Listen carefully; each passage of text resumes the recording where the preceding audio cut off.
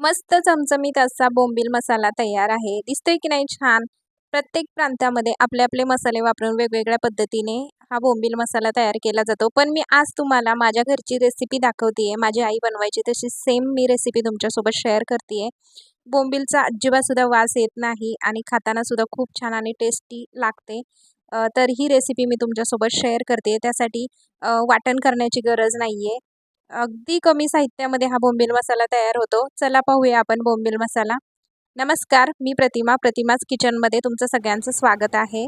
बोंबील मसाला बनवण्यासाठी इथे मी 2 कांदे घेतलेले आहेत आणि 2 कांदे मी आता चिरून घेते. कांद्यांचे साल काढून घेतलेले आहेत आणि कांदे आपल्याला एकदम असे बारीक चिरून घ्यायचे आहेत. कारण आपण मसाला न बनवता हा बोंबील मसाला बनवतोय. कारण आपल्याला फक्त टोमॅटो कांदा वापरूनच हा बोंबील मसाला बनवायचा आहे. अगदी साधी आणि सोपी पद्धत आहे. त्यामुळे मग मी इथं कांदा एकदम बारीक असा कट करून घेणार आहे.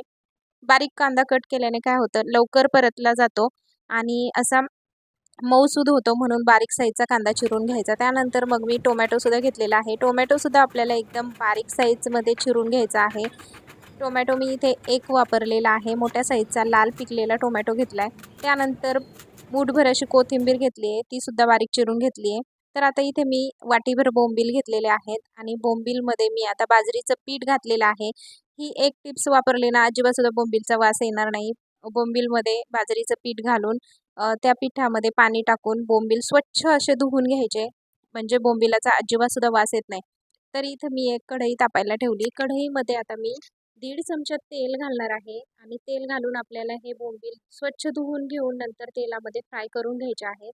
तर मी हे बोंबील बाजरीच्या पाण्याने 2 ते 3 वेळा स्वच्छ धुवून घेतले होते आणि त्यानंतर डिरेक्टली लगेचच मी तेलामध्ये फ्राय करायला सोडलेले आहेत. एकदम कुरकुरीत होईपर्यंत आपल्याला हे बोंबील परतत राहायचं आहे. जेणेकरून आपली बोंबीलची जी भाजी आहे ना, ती एकदम टेस्टी लागेल. तर तुम्ही बघू शकताय बोंबीलचा कलरसुद्धा चेंज झालेला आहे आणि बोंबील एकदम कुरकुरीत आणि क्रिस्पी झालेले आहेत. तर आता हे बोंबील मी एका प्लेटमध्ये काढून घेते.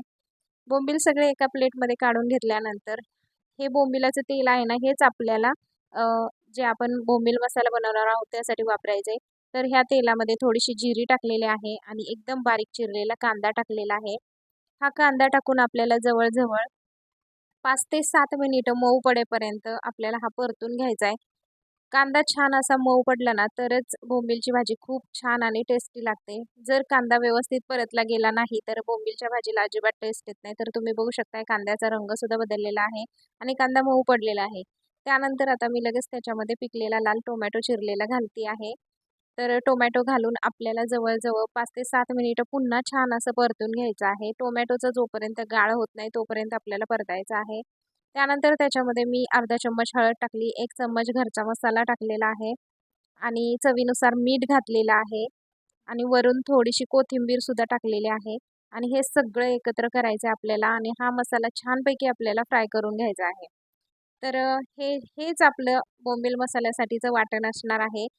दुसरं कोणत्याही मिक्सरला वाटण न लावता मी हा बोंबील मसाला बनवते. तर ही पद्धत जर तुम्ही केली ना, खरंच खूप छान आणि टेस्टी बोंबील मसाला होतो. तर खूप छान प्रकारे मी असं परतून घेतलेलं आहे आणि मसाले जळू नाही आणि मसाले छान परतले गेले पाहिजे यासाठी मी अर्धी वाटी पाणी ओतलेलं आहे इथं आणि पाणी टाकून बोंबील मसाला छानपैकी एक उकळी आणून घेतलेला आहे. तर हा बोंबील मसाला उकळी आल्यानंतर त्याच्यामध्ये आपल्याला जे आपण एकदम क्रिस्पी आणि कुरकुरीत फ्राय केलेले बोंबील आहेत ना, ते सोडायचे आहेत ह्याच्यामध्ये.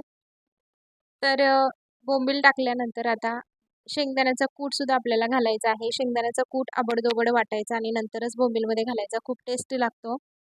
आणि वरून थोडीशी कोथिंबीरसुद्धा टाकलेली आहे. हे एकजीव केलेलं आहे मी आणि असा आपला बोंबील मसाला तयार झालेला आहे.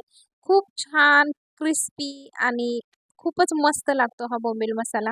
तर तुम्हाला ही बोंबील मसाल्याची रेसिपी कशी वाटली मला नक्की सांगा आणि बोंबील मसाल्याची रेसिपी आवडली असेल तर लाईक, शेअर, कमेंट आणि सबस्क्राईब करा. भेटूया नेक्स्ट व्हिडिओमध्ये. तोपर्यंत बाय.